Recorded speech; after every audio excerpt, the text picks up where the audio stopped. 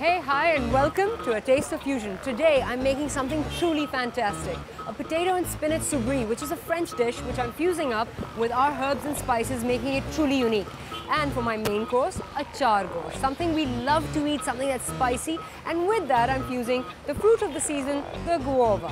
And for dessert, a little kiwi bake to tantalize your senses. Now, I've got to pick up my fruit, my veg, my groceries, get back to the kitchen, and get fusing.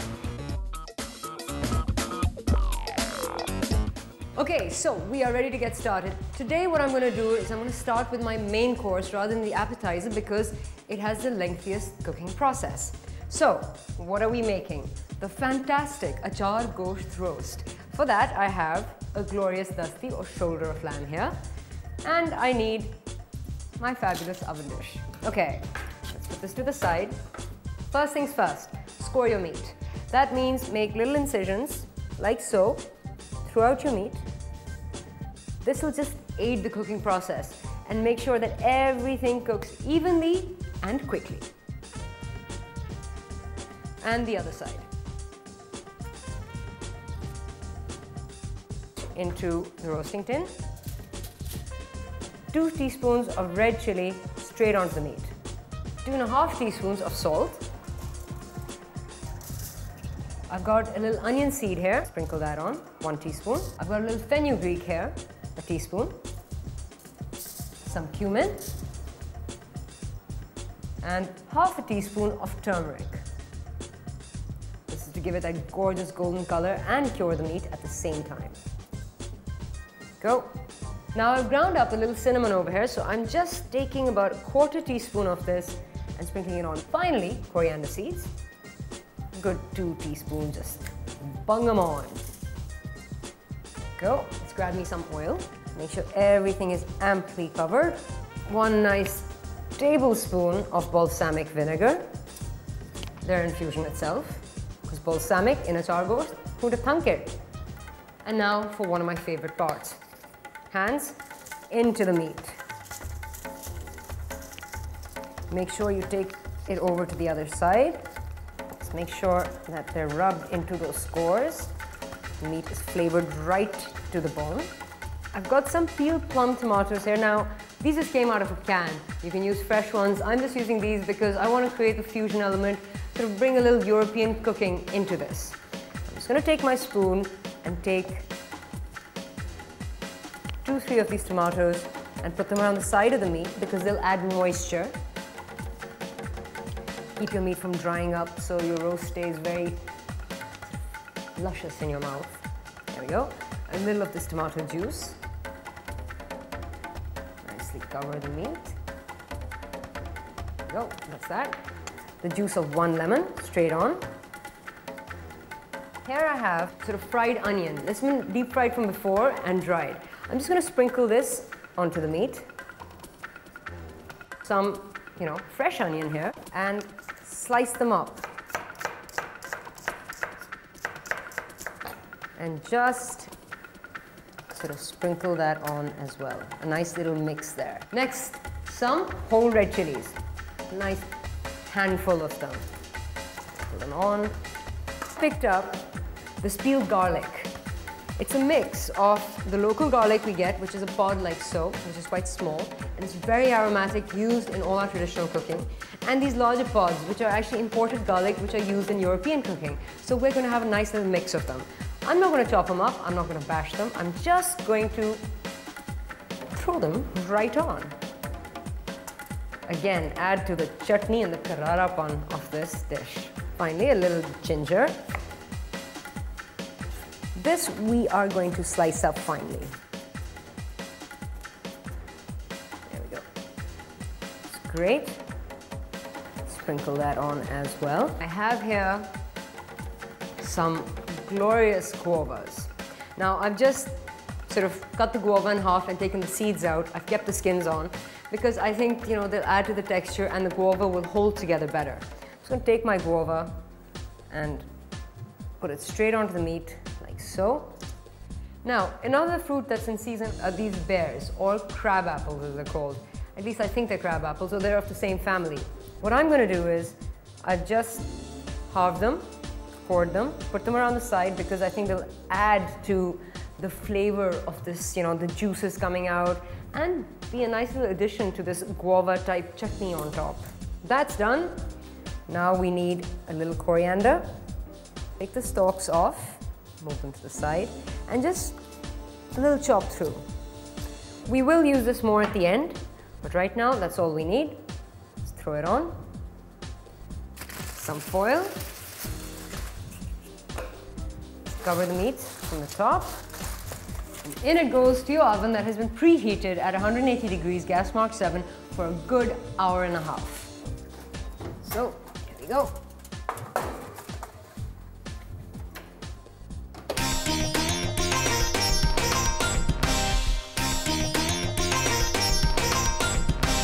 Okay, so now for our appetizer, which is a spinach soubré. Now, a soubré traditionally is a croquette. A croquette is something that is made out of a vegetable mixed with a bechamel sauce or a white sauce. Here, I have some lovely boiled potatoes. What I'm going to do to these is grab a bowl, pop these potatoes in my bowl, and about 250 grams of butter. Throw that straight in.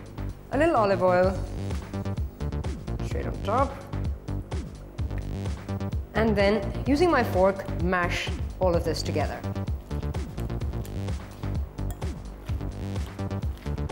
Once you've mashed up your potatoes quite well, next step, you need to put in 1.5 teaspoons level of salt, 1 teaspoon of cumin, half a teaspoon of red chili powder, a pinch of turmeric, and then 3 teaspoons of mustard. Right, mash this in further. Right, so all of this has been mashed in. Now we need a little cream. 2 tablespoons should do, straight in. This will help your potatoes hold together and become creamier, hence the cream. A little dried onion. I think it'll just add a lovely little dimension in the potato. In that goes, just, 2-3 pinches. Mix this up. Right, and your potatoes are ready. So, go. Let's just put these to the side and move on to step 2, which is making the soubré. We require a little garlic, which I'm going to take 2-3 pods and just finely slice them. A little onion, half an onion, and again, finely sliced.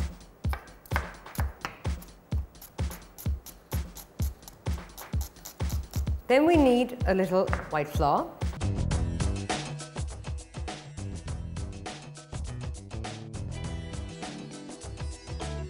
And now we need to cook it. All right, so I get my pan on a high flame. And into my pan goes just enough olive oil to coat the bottom. 250 grams of butter. Right, so while my butter is melting, I do the next step. I take onion and garlic, that goes straight in, and I throw in 2 pinches of red chili, half a teaspoon of salt, and half a teaspoon of coriander seeds. Just gently fry that up. All I want is the butter to melt and the onions to become slightly translucent, so I know that the cooking process has started.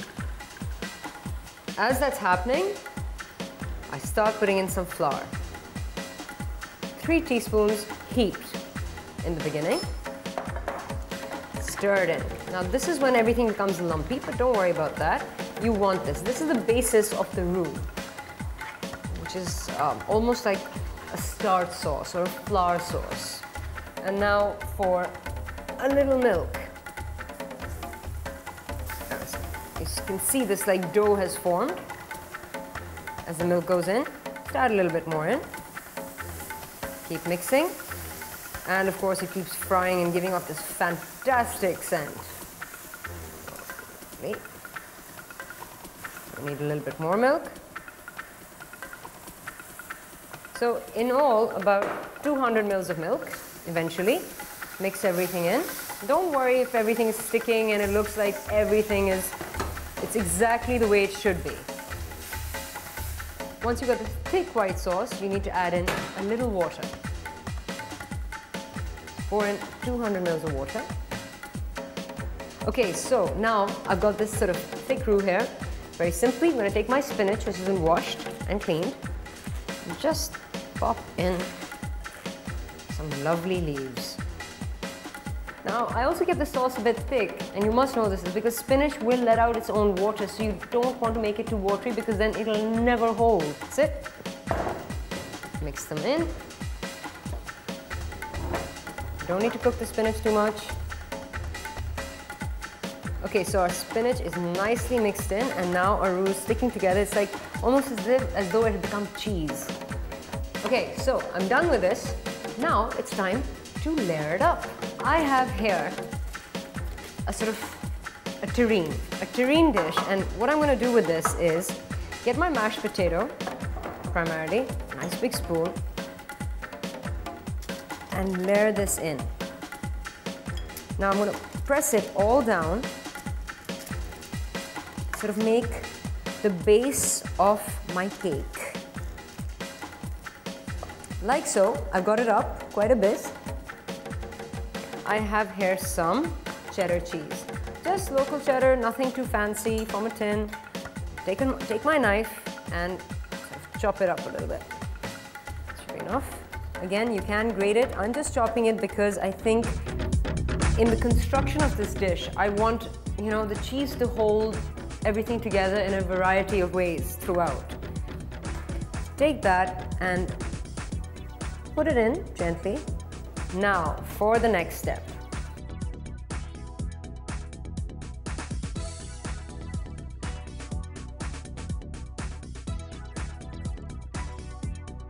Grab a clean piece of foil, bring it around the top, and seal it all in like so. And this goes into your oven at 180 degrees for about 15 minutes.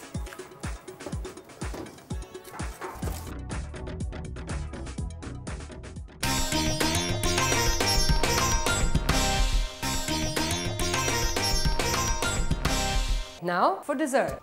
I've got a bowl. I'm going to throw in about 4 kiwis, which I just cut up. About 4.5 tablespoons of flour, about 300 ml of milk, 6 tablespoons of sugar, heaped. Then just mix this up. Into this, we are going to put in the favorite ingredient on a Taste of Fusion, condensed milk. About 3 large tablespoons, I say. And I have this lovely smile when I do it because I love condensed milk. And then about 5 tablespoons of cream. This is fresh cream.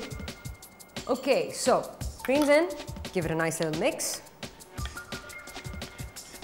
Now, how are we going to lubricate this? Very simple. We're going to grab some butter, not too much, about 50 grams. Just sort of mesh it through. So my mixture is ready. Now I need little ramekins. Just pour the mixture into the little ramekin. Here we go. And just on top, I'm going to take a little bit of that cinnamon powder, sprinkle a tiny bit on top. Super simple, that's done. Okay, this is ready. I'm just going to pop these here to the side and take out my appetizer, which has been in there long enough for like 15 minutes. I'm going to take this out and put it up here to cool. Take my ramekins and put them straight in. That's it. The ramekins go in there for 15 minutes at gas mark 880 degrees. So my appetizer is out. While that's cooling, I'm going to make some lovely garnishes to go with my appetizer and my main course. Now with my appetizer, I want to serve a little mustard sauce. That is very simple. I've got 2 tablespoons of mustard into a bowl, about 4 tablespoons of cream, the juice of half a lemon, some fabulous olive oil, 1 teaspoon of salt, a little pinch of turmeric, some cumin, a little green chili, straight in. And I'm just going to mix this all up. Now in a traditional sous vide, there's always parsley that is added to the sauce that accompanies a croquette. So what I'm going to do today is, I've got some fresh parsley here, and I'm going to fry it in a little oil.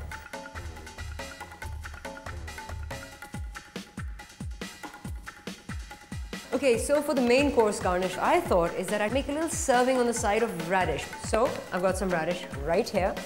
Smoothie strips. Pinch of salt straight on. A little pinch of red chili powder. Olive oil. A little coconut rice vinegar. Just a pinch of sugar. And fantastic green chili. Juice of a quarter lemon. And last but not least, just a little fresh coriander and mix it all up. Okay, so now to plate up our appetizer.